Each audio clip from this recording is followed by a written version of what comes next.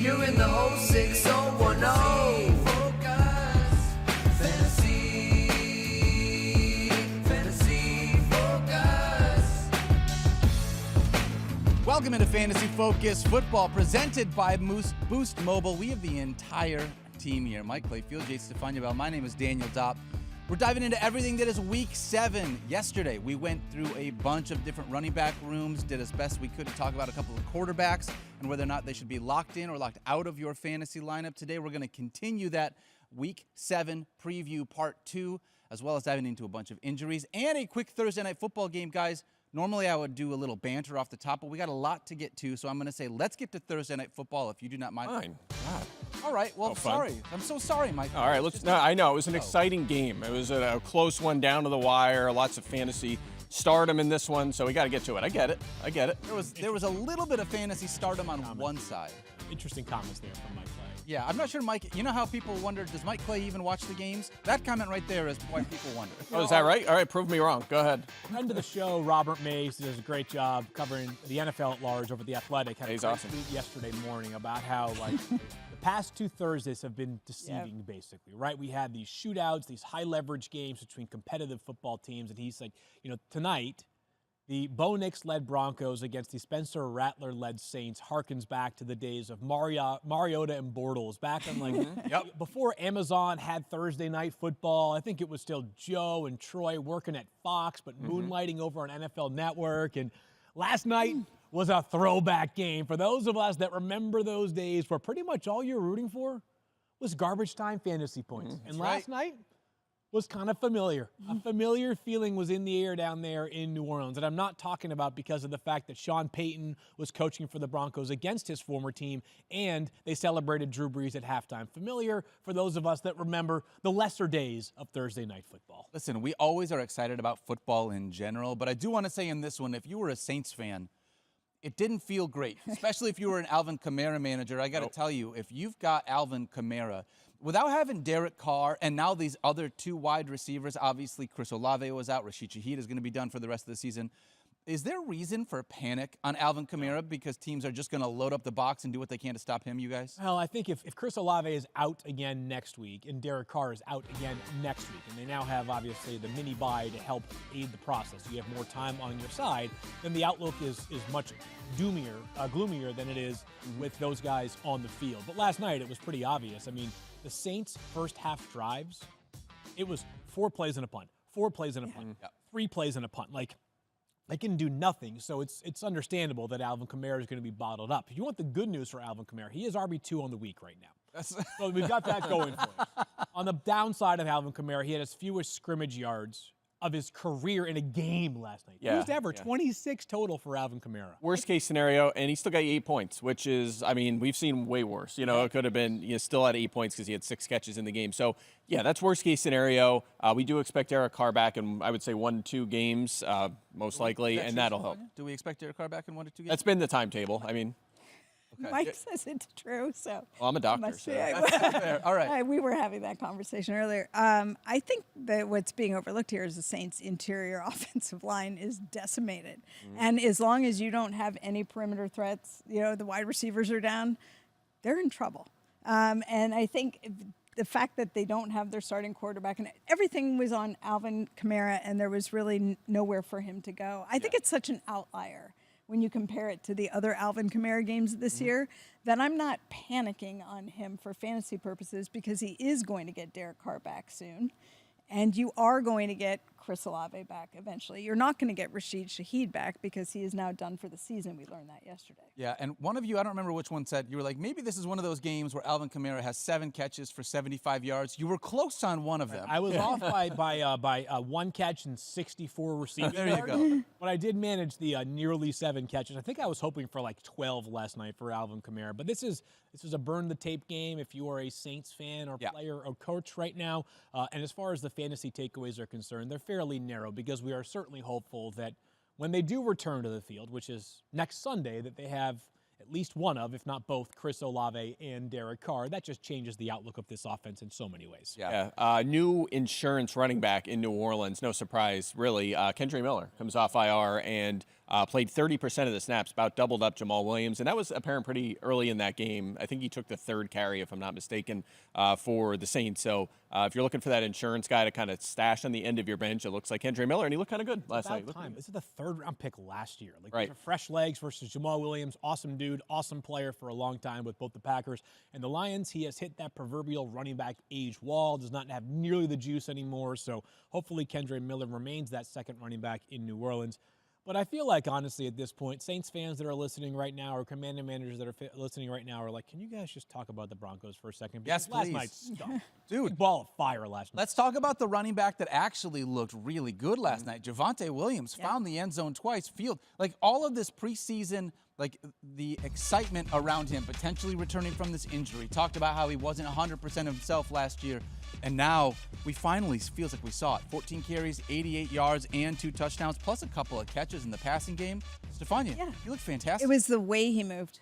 It was the jump cuts. It was the explosiveness. It was some of the Javonte Williams that I think we were hoping to get at the start of the season, finally looking comfortable out there. And, you know, they talk about running backs getting warmed up, and some guys need that. And I thought you saw him continue to get better and better as the game went on. He does look better. He definitely looked better last night. We did see a little bit of Audric Estime early. He fumbled in the second half, so that and there were some rumblings. Maybe Audric Estime would play more tonight or last night, excuse me. That did not turn out to be the case. So it was Javonte Williams. He remains to me in the category of I like the guy. Not that I love the guy. His short-term outlook beyond this, Mike. Yeah, he took advantage of a defense that's been struggling as of late. I think that they did take a look at Estime early, and I think we would have saw him more. A, had he not fumbled, but B, if Williams wasn't playing that well. He was explosive and making plays, so they just kept riding him. And look, I will say this. I don't want to get too carried away here because he did take advantage of the matchup in this one. And that's only his second game this season over 12 fantasy points, and that's not a number he got to a ton last year when he was very inefficient. So I'm worried we're still going to have them games where he scores like 3 fantasy points. So I'm with you. Like I think we have to rank him more, probably as like a back end RB2 for the next few weeks and see how it goes. But there's still a chance that they take a longer look at Estime if he doesn't pick it up. But at least for now, we know that Estime come up is not upon us, right? Like I would be surprised if the Broncos turn to Audric Estime next week, given how well Javonte Williams performed last night. I thought the most interesting part of the game was like for the first half, you're like, holy crap, like is Bo Nix going to break the rushing record? I couldn't decide whether it was design runs or not design runs. There was that beautiful design run towards the end of the first half on a 3rd and 1 where he ran around the left side of the line for about a 30-yard gain. He had 9 carries for 73 yards in the first half alone, just 1 carry for 2 yards in the second half for Bo. So just over 14 fantasy points. You know, I feel like we actually sized this one up pretty well yesterday going into the game. It's like, you know, he's like not quite ready to like stamp himself as like a set it and forget it top 12 quarterback, but there are some things that he is doing specifically as a runner that give him a chance to get there. I think the big thing for Bo is like, this guy had the single season completion percentage record last year at Oregon for the FBS. Just was missing far too many throws last night that were uncharacteristic based off the college tape. A couple that would have been huge plays, you know, going between receivers and hitting the ground. And to me, that was the storyline was I had to start Bo Nix in a couple leagues because of injuries and bye weeks. And I was like, well, I'm doing it for the rushing yards. That's right. And I got that. So my question is, does the passing ever get to a point where it's going to complement the rushing ability? Well, in time, I think over, you know, in multiple seasons, yes. I'm dubious that it's going to happen anytime soon this season, in part because they can't even get their number 1 wide receiver ostensibly involved. 0 catches last night for Cortland Sutton. I mean, what do you do here? He's a team captain, really respected guy. He's overcome a lot, like been a success story for Denver. Is he a trade target? Like, if you're a team out there that's like, why would I not? Like, he's getting no looks in Denver. Yeah, I think, well, they're 4-3, right? So I don't know if they're probably looking at the playoffs right now, trying to get in. So I doubt they're going to move him unless they lose a couple games. But their deadline's so close, right? A few weeks away. So I'd be surprised just because of that element. If they were, 2-5 or something, it'd be a different conversation. But yeah, that's it's kind of inexplicable to have 0 targets. And I checked to make sure he wasn't like shadowed by. He wasn't. Lattimore. There's no one to shadow him. Lattimore left with a hamstring injury. Yeah, and Paulson Adebo left the game with a serious injury, so he's going to be done for the season. But that's I don't get it. I think that to me was the biggest concern. Defense decimated on New Orleans, and we still couldn't get a passing game going. Cortland Sutton would be a non-starter unless absolutely necessary until further. Yeah, 12-team flex. Congratulations if you made it through to the end of that game. I'm Broncos proud of you. defense. Yeah, exactly. They crushed it. I was facing them, Absolutely. so of course. 21 fantasy points. All right, when we come back here on Fantasy Focus, we're going to dive into our Week 7 burning questions. We'll see you guys in just a minute. Back here on Fantasy Focus, my name is Daniel Dopp, here with Stephania Bell, Field Yates, and Mike Clay. Guys, let's talk about a couple of burning questions. And I want to start with the Bengals running back room. Feels like over the last 3 weeks, we've seen a changing of the guard here. Over the last 3 weeks, Chase Brown, running back 19, Zach Moss, running back 37. Brown has more rushing attempts, more rushing yards, more rushing touchdowns, more total yards. It looks like he has become the guy in this backfield. Mike, do you see it similarly, or is this just a mirage of numbers? Yeah, well, I'll say this. They like to throw the ball. We know that. Zach Moss isn't going to go completely away. However, Brown seems to be the 1A to the Moss 1B right now. Career high 62% of the snaps last week for Chase Brown. That's a big number for him. His previous career high was 42%. So that's substantial that he finally got that opportunity. 12 or more touches, 54-plus yards, and 14-plus fantasy points in 3 straight games. His 4 touchdowns in an offense that's really heated up over the last few weeks. The Browns, mid-pack against running backs. They've been kind of mid-pack against the run, but dominant against the passing game, and we know he can do some damage as a pass catcher, so that gives me a little bit of pause this week. But at the end of the day, we're talking about a guy who's a fringe RB2. You feel good, I'd say decent about him as a flex option. I'm not getting too carried away yet, though. I've got Chase Brown as RB25. I was just going to say, I'm not as convinced that there's a takeover. I mean, 30 of those 58 yards were on a single run where he scored the touchdown. He had a fumble as well, only his went out of bounds. Zach Moss had a fumble, and then we didn't see him again. So if you're looking at that game as sort of the indicator, maybe.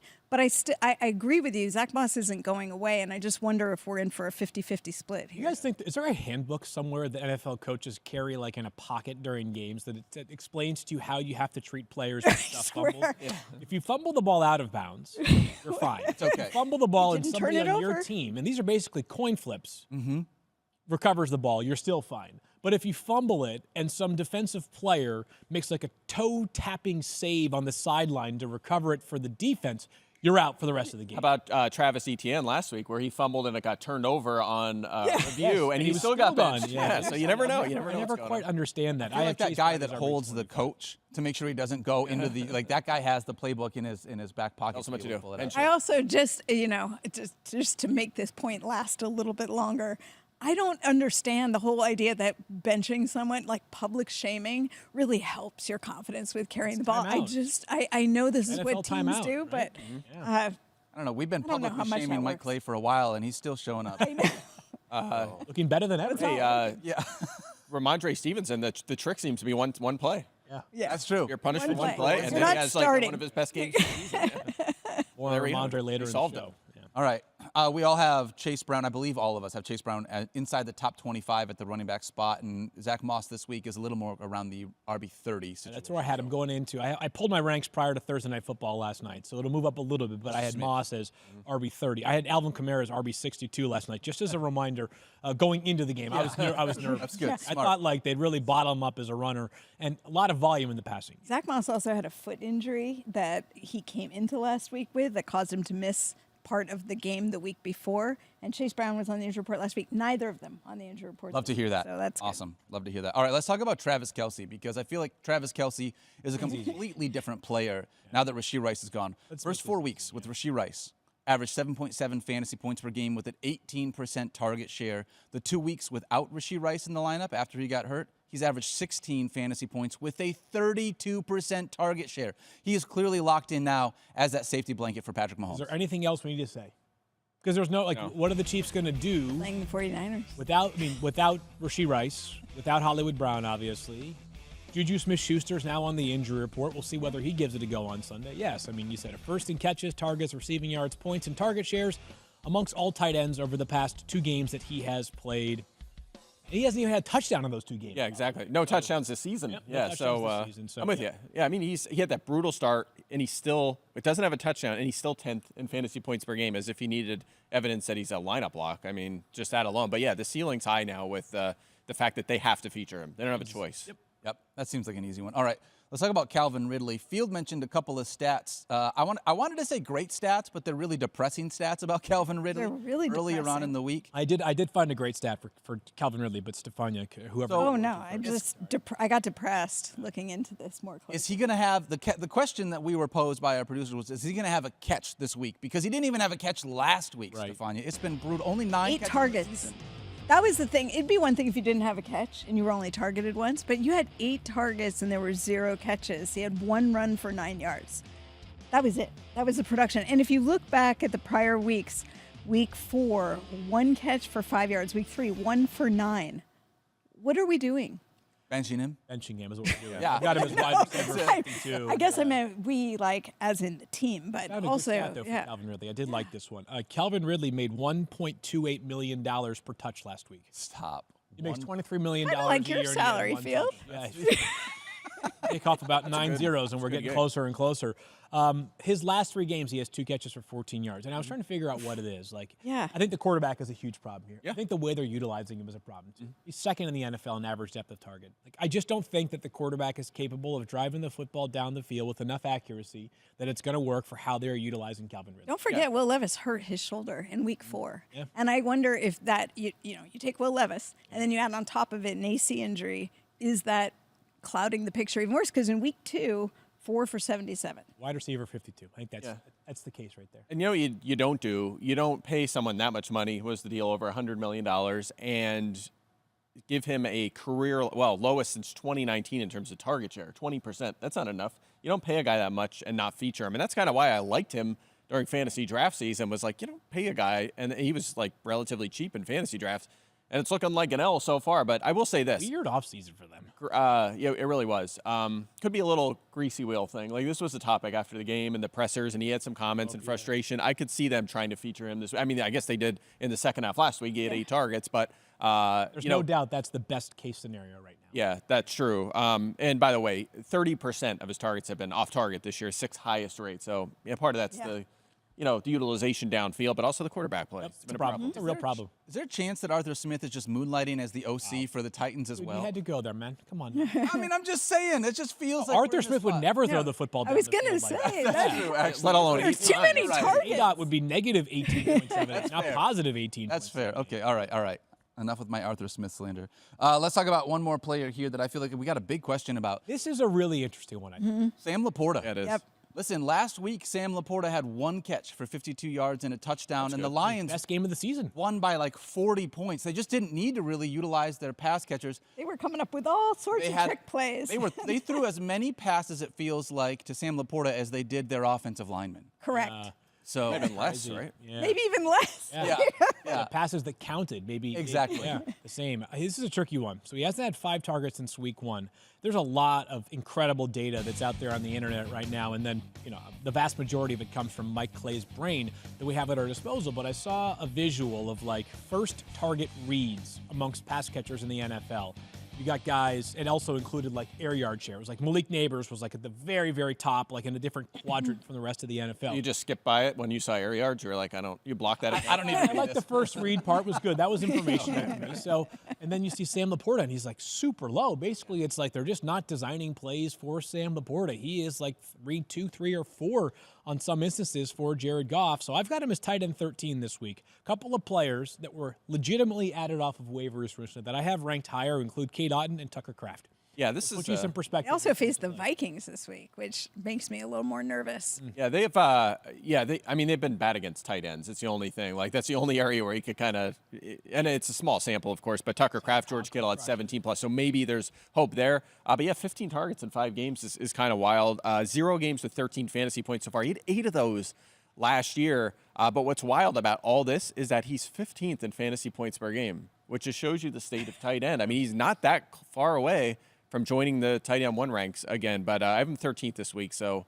So you have there are conceivable options that you would play and bench Sam Laporta. Of course, yeah. I'm with I wanted to bring some names, not like, hey, if I have Travis Kelce, like congratulations, you have Travis Kelce. And Cole you're playing Kmet's out him, this right? week. Yeah, I mean, you can. Or like a Trey McBride. I'm not talking about the people that maybe have like those 2 for some reason. I'm talking about the people that have Kate Otten. maybe made a move. That's exactly the because, name I was going to say. Yeah. Kate Otten and Tucker Kraft are the 2 players that began the season well below that 50% roster threshold that we consider a waiver ad, who, if you added them, and by the way, there was a week in which Sam Laporta was dicey to play on Monday Night Football because of that low ankle sprain. So you may have added a tight end to fill in, or you maybe have added one because you were just bummed by his lack of production early on in the season. So there are legitimate names that you could bench Sam Laporta for in Week 7. Again, I'll continue to say this. I know Mike feels like the answer is Mark Andrews. I'd put Sam Laporta at the very top of most surprising slow starts in the entire NFL this season, simply because of the fact that he is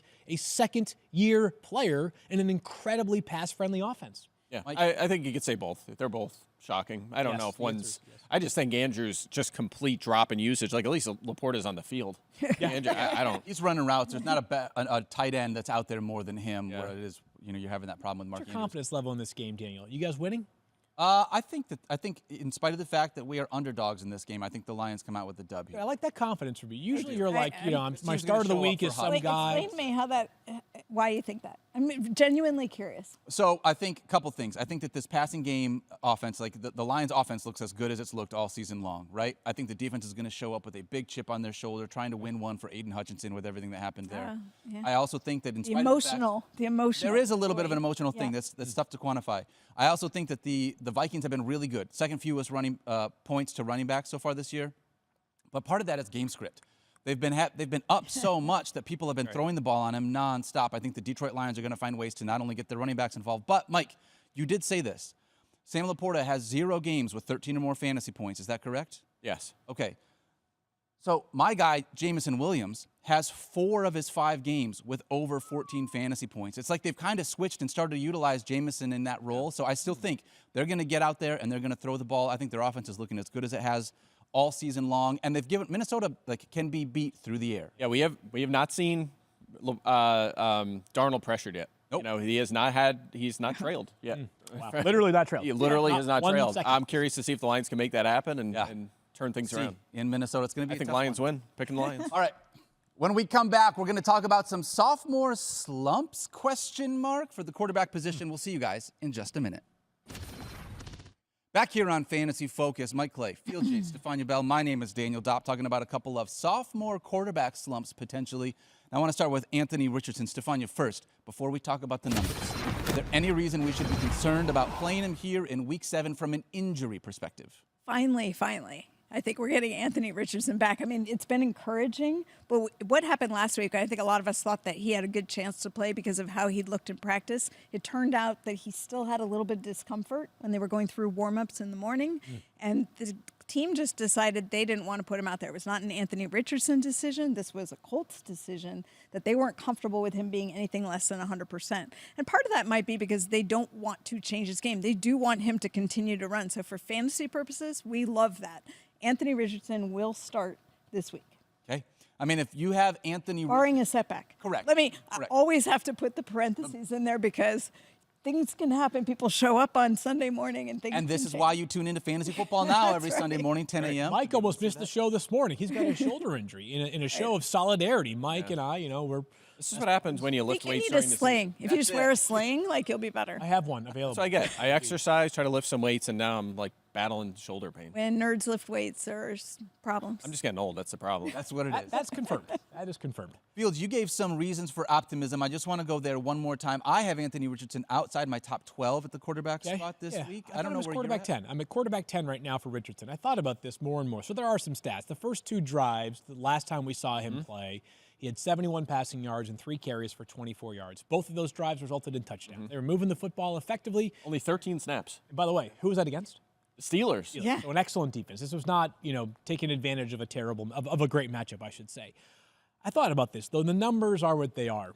I think you're kind of in or you're kind of out on Richardson, one way or the other. You fundamentally believe that this is a unique football player who can become the next Jalen Hurts, Josh Allen type quarterback for fantasy, or you don't. And I believe. So I've got him as quarterback. Yeah, you do. Yeah, I mentioned this stat the other day. 60% of his full game so far, he's had 20-plus points, so including one this year. I think it just kind of depends on who your replacement quarterback has been for him. If you start him in this week, for example, I have one where I have him and Kirk Cousins. I'm going to go with Cousins. I have another one where I had Justin Fields, so I'm just going to put him in there because off waivers, there's nothing that's going to really, who am I going to pick up from waivers? It would have been someone like Bo Nix or something, so I'm going to start Richardson. So just depends who your alternate is.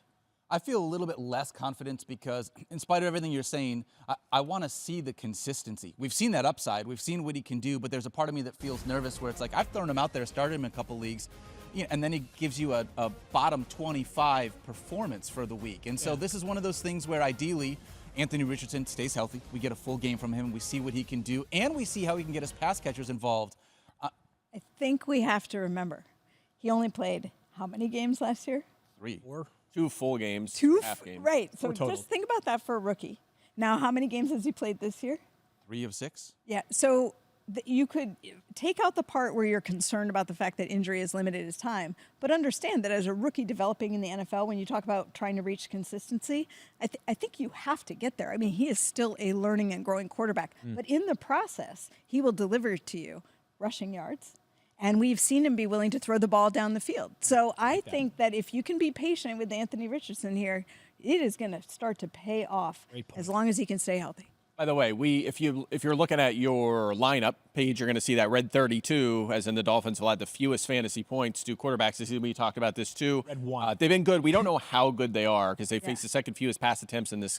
The opposition hasn't been very good, so we're not super worried about that yet. Yep, When you look at these pass catchers, how do you feel about this? Because I want to be really excited about Josh Downs. He's been fantastic over the last couple of games. Yeah. However, we haven't seen all of Anthony those Richardson at all. All of those games were with Joe Flacco. He only has 4 passes. Only caught 4 passes from Anthony Richardson so far this year. So I'm not sure what that connection and chemistry is going to look like between Josh Downs and Anthony Richardson. That's actually the biggest thing I'm watching in this game. Well, one thing I would just point to, and this is a bit anecdotal, but I do believe it's true, is that sometimes the short passing game can sort of function as an alternative to quarterback runs, right? So when you've got a running back, when you have a running quarterback as opposed to a non-running quarterback like Joe Flacco, you might see a little bit less of the underneath stuff towards Josh Downs. But with 9+ targets in 3 straight games and 15+ fantasy points in 3 straight games, I do think him and Michael Pittman are sort of close to wide receiver 3s this week. Yeah, it's a tricky one because I look back at, he had the 3 really good games, obviously. Only 1 catch from Joe Flacco during those 3 games. In week 3, he had a dud. Flacco, sorry.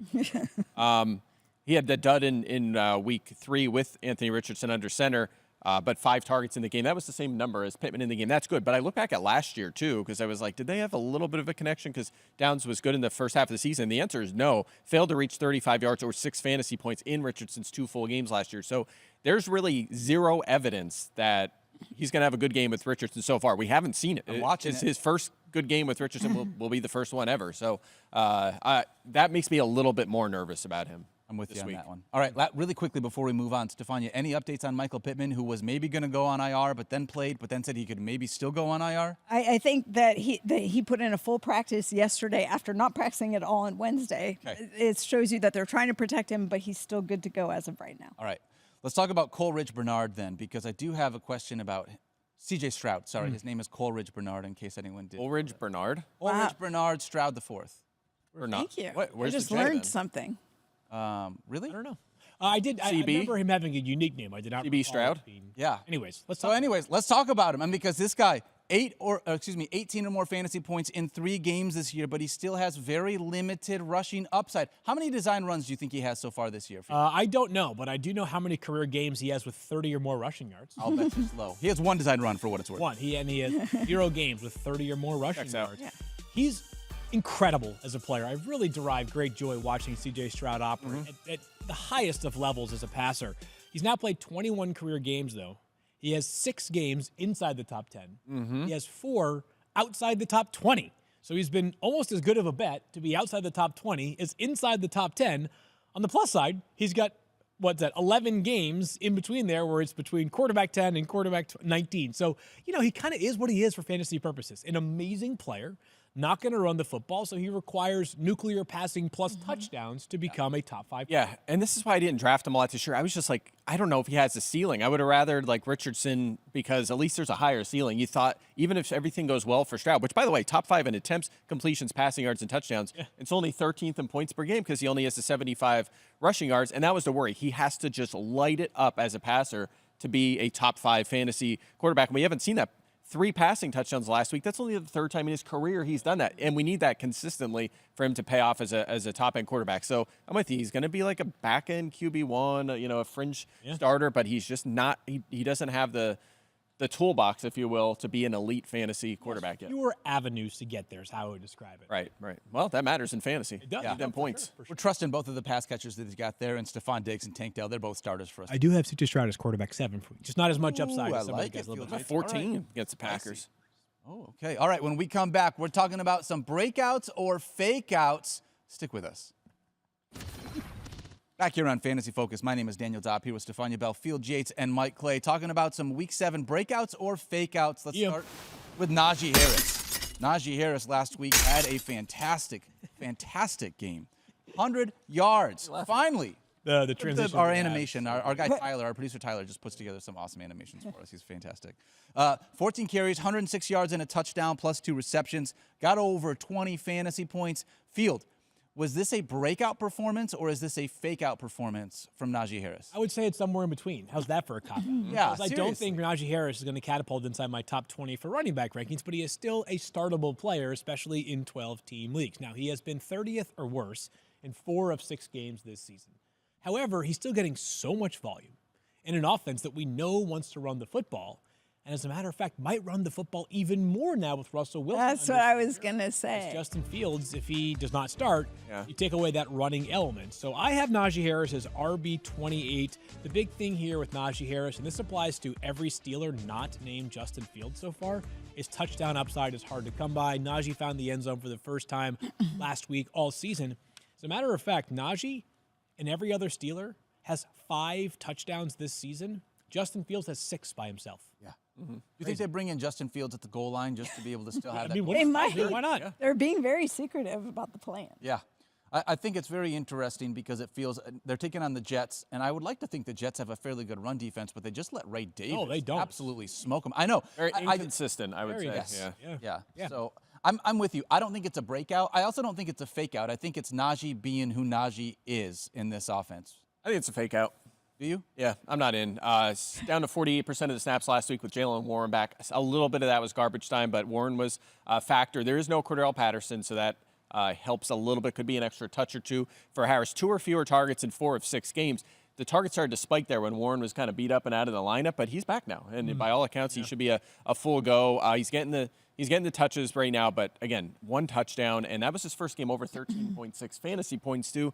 This has been going on since last year. It's just the efficiency hasn't been there. The high-end fantasy production hasn't been there. I don't think the targets are going to be there. I don't think so. I'm at 26 again. I think we drew the same conclusion in terms of how we're approaching him rankings-wise. We just interpreted breakout or fake out differently. Yeah, I guess it depends where your bar was for Najee Harris. Right, mine's like he is what he is, right? Like last week was not what I expect to be the case every single week, but he's been useful enough that you could still start him in a 12-team. Yeah, I guess my point is last week was a fake out. Okay. Well, I guess my point is that your point's a bad point. Okay, kids. All right. I think I disagree. I don't know. I think Najee Harris is who we thought he is. There it is. Nice. All right. What about Kareem Hunt, Stephania? Kareem Hunt, I mean, they had a bye last week. I do want to say that. But the week before that, week 5, 27 carries. 27 carries. They were easing him in. Yards and a touchdown. Yes. Easing him back in. He's clearly the lead back, though, in this offense. There's no one else other than him. Samaje Perine and Carson Steele are not getting near the snaps. No, and I will say Clyde Edwards-Helaire is coming off the NFI list, so there is Clyde Edwards-Helaire to consider. No idea how the Chiefs are going to plan to use him, but you give Andy Reid a bye week, and he comes up with a lot of interesting things. Now, they are playing the 49ers this week. 49ers, where they're strong is their run defense in the middle of the field, but Kareem Hunt certainly proved that he still has the ability.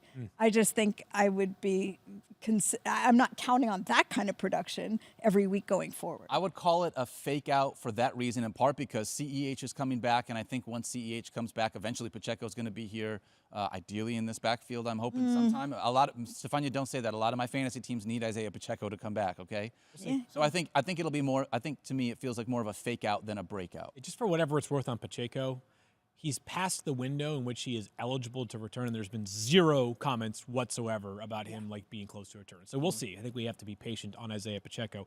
I'm going breakout. RB16 for me this week. Really? 28 touches last week, and he also has a bye. So a guy who obviously was well-rested going into his return to the Chiefs now has 13 days of rest to get ready for this game. I believe this, and so, the number 28 touches in his first game back. That may be hard to do every single time, but I think the formula for Kansas City right now is going to be consistent because they are good enough to do it.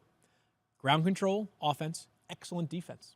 And if they don't have Juju this weekend, he's now on the injury report because of a hamstring injury. Who would have thought that we'd be talking about the implications of no Juju Smith-Schuster for a team in Week 7 of the NFL season? But that's where we are. I think they're going to try to run the football a ton with Kareem Hunt. There's a trust factor there. I would not be surprised if he is close to 20 touches a game the rest of the way. Yeah, I'm leaning that way as well. Nice I'm at point by 18. you. What? It's a good point. A good point by After a bad point, you made a bad good point. Just that I agree with you. Yes. That's it. End of it. Correct. Yes. No, I think at least for this week, CH, we'll see what his role is. He might be the lead back pretty soon there in Kansas City, but I think for now, at least this week, it should be Kareem Hunt. And I have a new feature up at ESPN where I'm showing like the top 20 players most likely to find the end zone. It's been pretty successful in the past, so we're just going to display it as a top 20.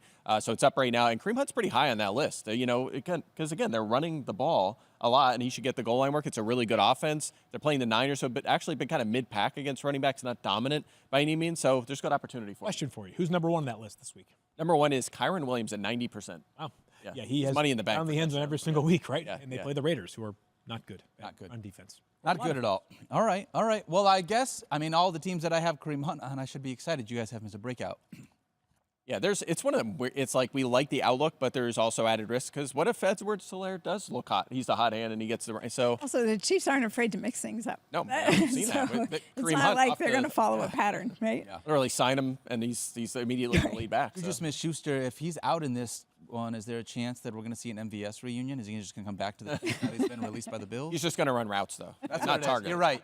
He'll be 500 great for air all yards. routes team. Aaron Rodgers and Patrick Mahomes are currently in a bidding war to acquire MVS back. Is it true that Aaron Rodgers and the Jets are also going to acquire Jordy Nelson and Donald Driver and Randall Cobb and maybe even Eddie Lacy? Yes. Max McGee's coming back. Oh, throwback. I like that one. Yeah, Bubba Frank. Jordy Nelson. That was my Michael favorite. Finley. Come on. Yeah, love there you go. Jordy. Michael Finley. Yeah. Love Jordy Nelson. All right, let's talk about another running back here, J.K. Dobbins. I was thrilled to be able to see him do some stuff, Stefania. Were you thrilled with Right there. 55 Good point. snaps? He did too much work. He carried the ball 25 times. Like, this is the guy. What Achilles tear? Exactly. By the way, I love it. I love that they love him, and I love that he's having the season that he is, but I think this is too much work. I know Gus Edwards is on IR.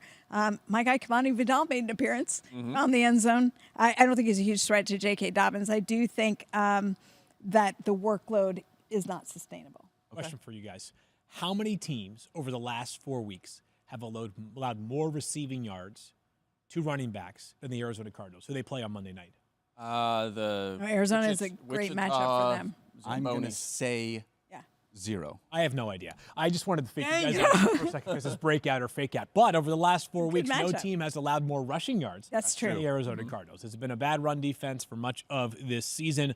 Good opportunity for J.K. Dobbins, who did come off that career-high 25 carries last week. Over the past 3 weeks, he's been at least 64% of the snaps. It's a golden opportunity for a big day, Mike. Yeah, 4 straight games with at least 17 touches. You're going to take that all day long, especially where you got him in drafts. There's no doubt about it. He's got to be high real on that deal top for now. 20 touchdown leaderboard. Yeah, I don't know exactly where he is, but I think so. But yeah, you should get the goal line work. And Vidal, he'll have somewhat of a role, but they want to utilize him in the passing game a little bit. But Dobbins has had some involvement there too. He can do it all. This is a guy that was a really high-end prospect, very explosive player, and we're starting to see that. Cardinals have given up 15 or more fantasy points to 5 different running backs so far this year. This is a great week for J.K. It's a good good matchup spot. for J.K. Dobbins. I got him as a breakout. I mean, to be fair, I had him as a breakout all the way back in the preseason for what it's worth. So he's already proven, though. We know Harbaugh loves him. We saw that he had regained some of the explosiveness that he had pre-injury. So I don't think this was a surprise. To me, the volume was a surprise and a little bit of a concern. Sure. All right, let's talk about another running back here, Tony Pollard. Yes. Now, Tony Pollard has had a running back mate, obviously, in Tajay Spears. What is the latest that we have on Tajay Spears, Stefania?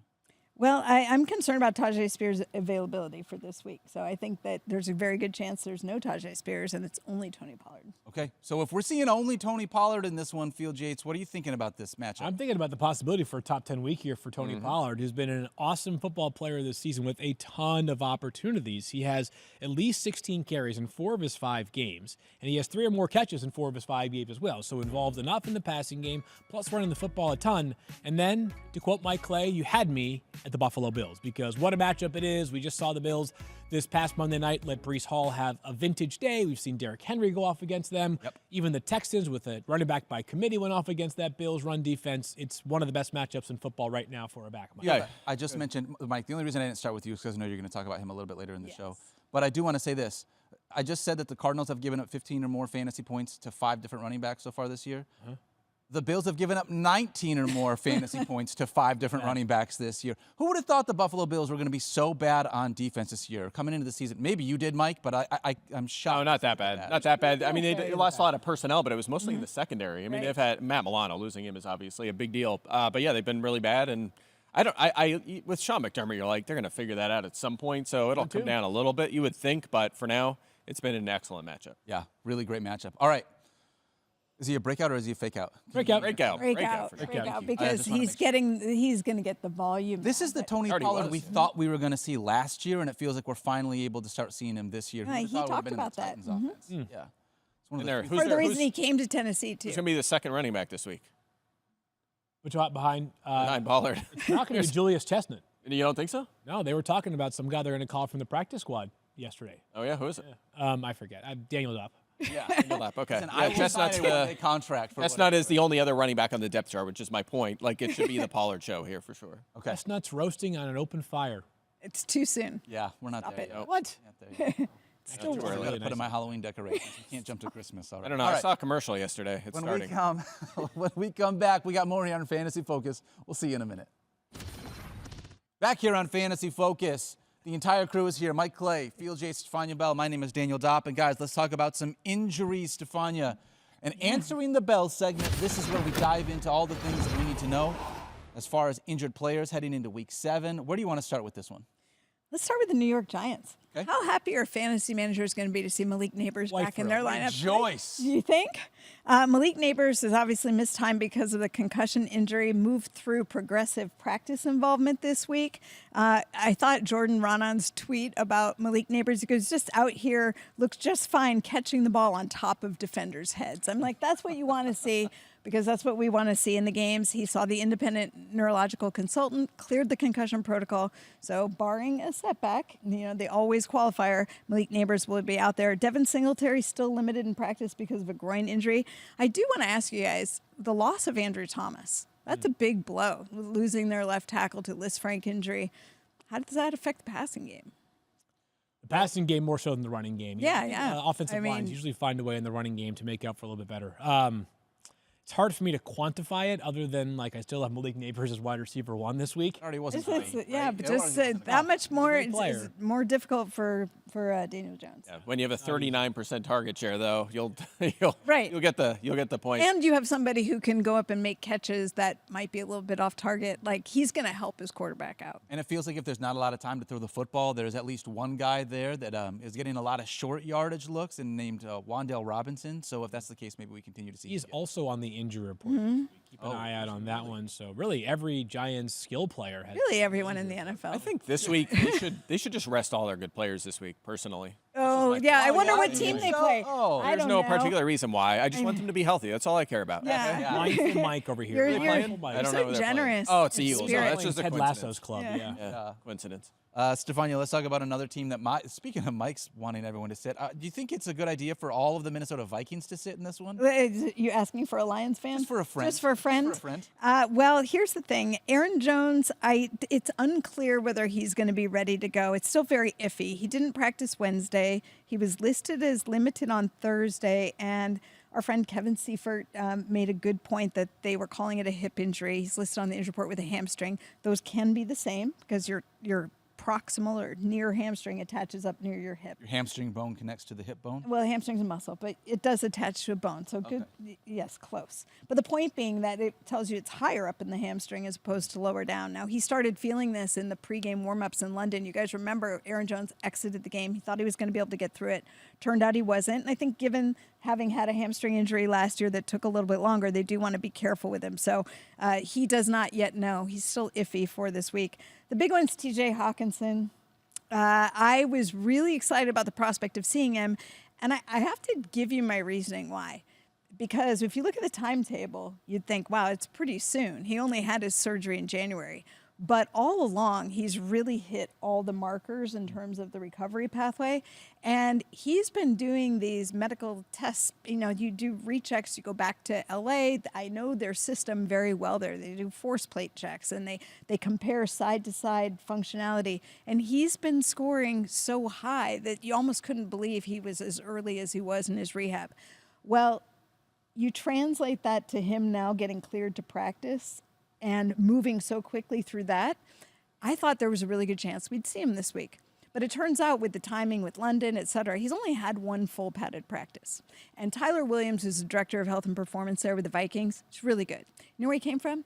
LA.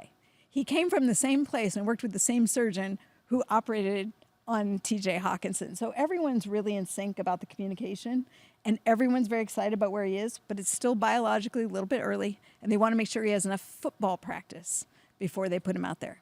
So if it's not Sunday, which, again, TJ Hawkinson said yesterday he doesn't know, but it's feeling like they might hold off. It'll either be Thursday or the following week. You've always kind of given us this 3-week window, it feels like, where it's if it's not Detroit, it may be that Thursday game. If it's not that Thursday I thought it would game, be on the early side because of how well he's doing, but we all have to remember the graph that they put in when they replace your ACL, it's still maturing. So everybody wants to be real smart about this because of the huge investment that he is. All-pro wide receiver / NFL insider / doctor, MD, Justin Jefferson.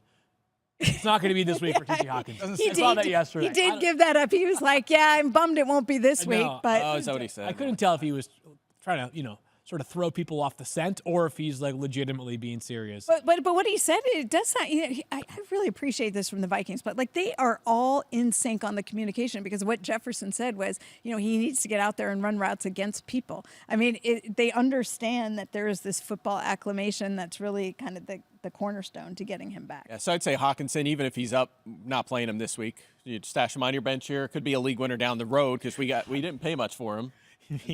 I feel you. But I'm also sitting there and I'm like, I know, okay, you're right. I'm not playing fine. I know. Back to, whatever, Chicago I go, Like, Yeah, I mean, look, Evan Ingram came back and was a star right away, 10 for 10. I'm not going to start him this week if he's back, probably limited, or even next week it might be limited in that one. And then as for the running backs, Aaron Jones, if he goes, obviously you're playing him. He's been terrific this season. They did trade for Cam Akers the other day. Just working on the which made me sidelines think yesterday. Jones is going to miss some time. But even if Jones is out, you're going to see a lot of Ty Chandler, probably some Cam Akers mixed in, maybe some Myles Gaskin, but probably Akers and Chandler, and desperation flex It was up. interesting, Kevin O'Connell's comments about Cam Akers, though, making it sound like before the season that there was even a hope that they could ultimately get Cam Akers back. They wanted him back, but he decided to go to Houston, probably where he felt he had the opportunity. But it's all love there. I mean, it's all very positive, and so O'Connell made it sound like once that he freed up, knowing when Joe Mixon was back, they were going to make a play for him. Yeah, that'll be interesting to be able to see how that backfield works out if there is no Aaron Jones. Stephania, let's stick in the NFC North. Let's talk about a couple of Packers wide receivers in Jaden Reed and Christian Watson. What's the latest on them? Yeah, do you also want to talk about Dontavian Wicks, who's got a shoulder injury that he's still limited with and wearing a brace in practice, but let's just forget him. Then there's Christian Watson, who played despite the ankle sprain last week. Remember, I was concerned that he might not be able to go because he had a really interesting injury, and it sounded like it was maybe going to take a little longer, and then he came in and had a totally impressive performance. Yes. Very dominant physically. I saw that he was limited on Wednesday and Thursday, but I think this is really a proactive move on the part of the team to just protect him for the game. So feel pretty good about Christian Watson going. Jaden Reed limited as well because of an ankle. He was injured on a punt return last Sunday in the second quarter. He did play through it. So, we look to that sometimes to see was a player able to get through it. So I think that Jaden Reed will likely go, but again, a lot of question marks for them, and Friday's going to tell us a lot. By the way, Tucker Kraft has a groin injury as well. Oh, don't Limited like in that. practice. Every single pass catcher in this offense, Stefania. No, the soft tissue injuries are. Oh, Melton week. I was going to we say need, Bo Melton and Romeo Dobbs. If you have Packers, you just want them to have to throw it a lot. You want to make sure this is a close game because Houston has been hyper efficient against the pass. They've been excellent, but teams have had to throw quite a bit, and they've piled up. They're like mid-pack, I think, against receivers, but the efficiency has been outstanding. So you just need Love to be throwing it around the field in this one to get these guys some fantasy points. Yeah, I would love to see that happen. All right, let's talk about another Love. guy. I would See love that to happen? see Love. I see what you did there. Yeah. How about another wide receiver, Stefania? Cooper Kupp. Are we going to see Cooper Kupp back this week doing Cooper Kupp things? We'd like to. Sean McVay said he is trending the right way. He really wanted to see what he did in practice, obviously dealing with the ankle injury from week 2. Still limited. I think McVay's been really couchy on this. Like possibly he'll play. We'll see what he does going forward. So he's been out there and working. Yes? I have a question when you're done. Okay. I'm pretty much done. I mean, he said if he continued to progress Thursday and Friday, they would consider, they'd feel more comfortable with getting him back out there this Do you week. think their Thursday game, because they play next Thursday against the Vikings, impacts his decision at all? Not fully. I think if Cooper's ready, they'll play him. Okay. Yeah, but have you considered, though, that I'm facing Tyler in the FF Now League and ES Cup, and I would prefer that he rests another week? Well, let Because me. I had Alvin Kamara last Okay. night, and that's not Also- a good Great. start. How's your team? My team's good. I think I'm still favored to win by a few points, even with the Kamara dud, but I would prefer if Cup didn't played it. Yeah, well, Look, Do the come on. projections and I cannot- jerry them to make them I look think- I cannot afford to lose to Tyler, okay? That's really bad I for will my tell you reputation. this. I had a buddy of mine was calling a game, and that involved the Rams recently. And he was doing a production, like they do the production Zooms.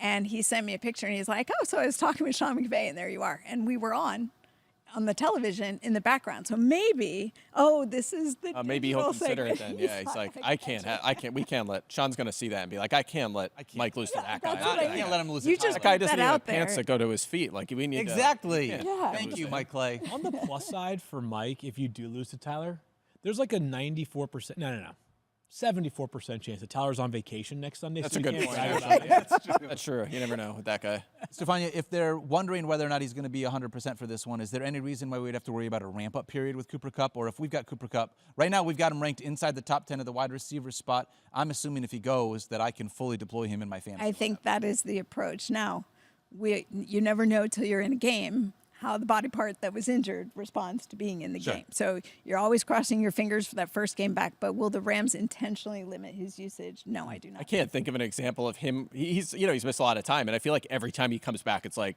First drive. 5 targets in Right the first back. drive. Well, You said it the he's other going to day, play. At least he's going to play that way. We've seen him be banged up and just persevere and push through. But All right, speaking of perseverance, Stefania, how about this next guy? Nick Chubb, obviously, as a human, we are absolutely thrilled to be able to see that he is about to get back onto the field, it seems like. Are we going to see him here in Week 7? we are, and the build-up's been incredible. If you've watched any of the press sessions, Nick Chubb's a private guy. He's pretty quiet, just goes about his business and does his work. And to see his teammates hollering at him when he went to the podium and cheering him on and seeing him get emotional about being able to come back and take the field. And if you have not read it, do yourselves a favor and read his letter in the Players Tribune that he wrote to the city of Cleveland, because it will move you to tears. He talks about understanding hard work and everything about growing up that kind of shaped him to have the work ethic that he did. And then he talks about the injury when he was at Georgia, which was the first major knee injury that he had, a knee dislocation where he tore multiple ligaments and no one thought he would ever play again.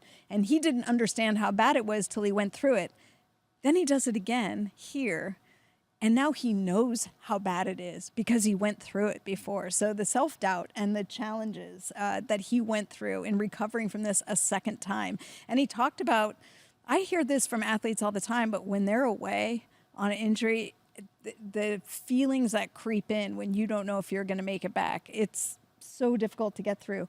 And he really raved, I will say this, he raved about the Browns organization having his back and sticking with him, because he knows that he could have been cast aside after that injury. And so he really feels like he wants to pay it back to the city of Cleveland. It's just such a wonderful story. And I will tell you that the only thing I want to see when I watch the Browns is Nick Chubb taking the field. Yeah. And, we don't know what we're going to get. And in fact, Nick Chubb said that.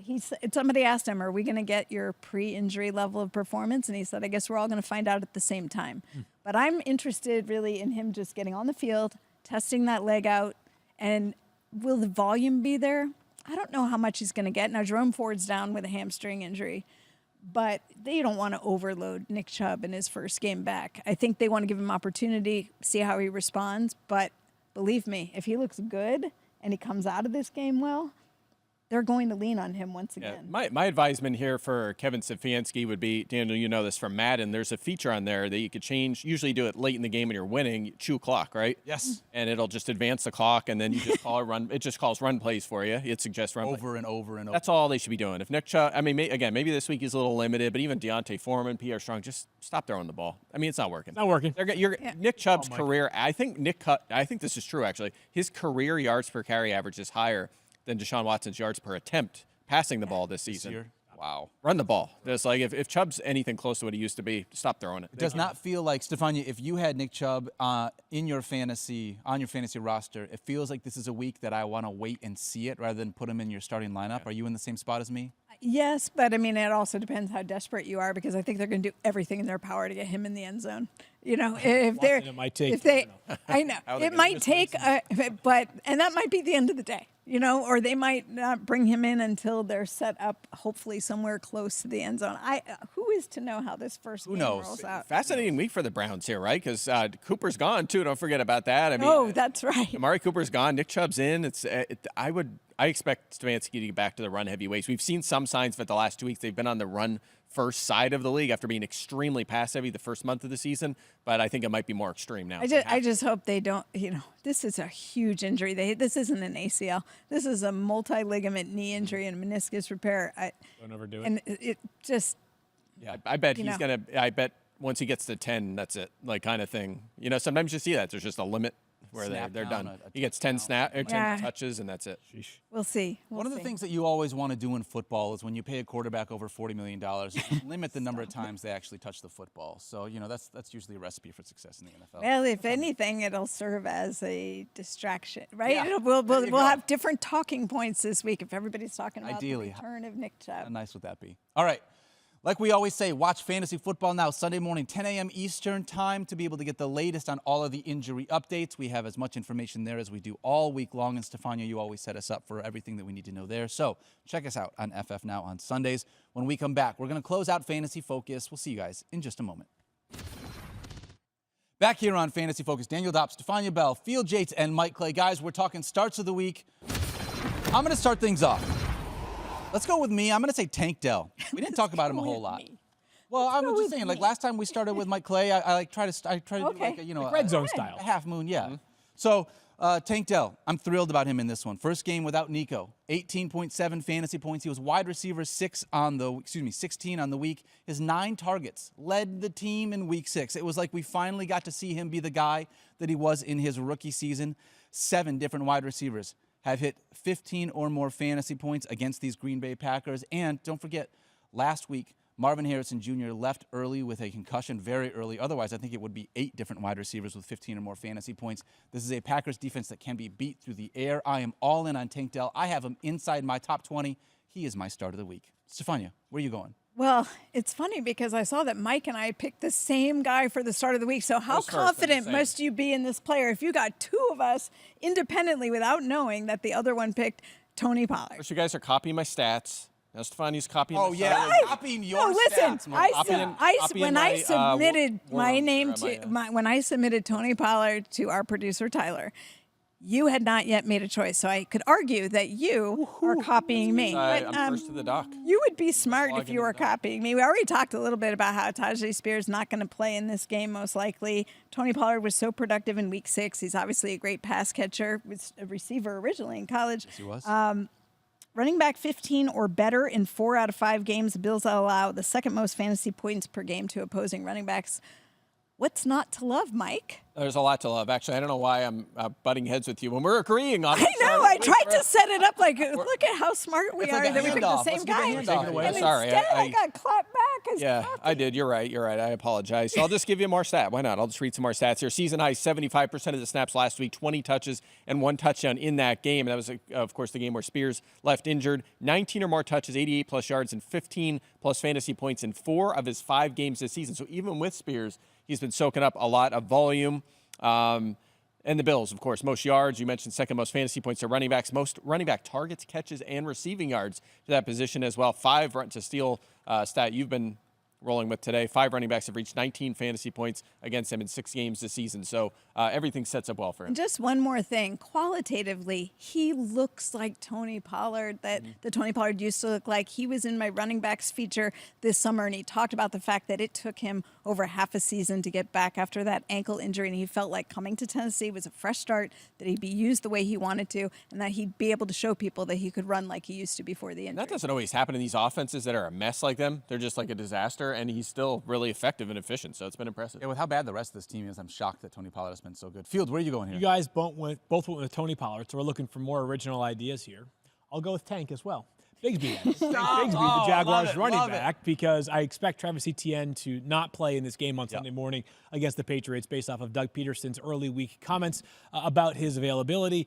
Tank Bigsby draws a great matchup, though. The Jaguars, I do believe, can play a game that they're either leading or playing very competitively where they can remain committed to the run. The Patriots' run defense over the past 4 games has been amongst the very worst in the NFL, averaging over 150 rushing yards per game allowed during that 4-game stretch, and at least 1 rushing touchdown allowed in each of their past 4 games as well. Wouldn't surprise me if Tank Bigsby cruises past 15 rushing attempts, maybe closer to 20, or even a little bit above that, finds the end zone as well. Tank Bigsby, my start of the week. Love it. Fantastic. Great show as always, guys. Hey, don't forget to check out Stephania on NBA Today a little bit later What? today. She's got Fancy. going on over there. Yeah, one of us is a TV professional. The rest of us are just here for the fun of it. All right. Our show is presented by Boost Mobile. Thank you so much to Boost Mobile. Don't forget to love each other. Be kind to yourself. And we will see you guys on Monday. I'm so sorry. What did you say? You coming at I'm me? here for the NASCAR, ESYM. Oh, that's right. NASCAR. Well, one of us needs to look Analysis. pretty on this show, Mike. Jeff Gordon for life. See you guys next week. He raced NASCAR. Long time. You're in the 06010.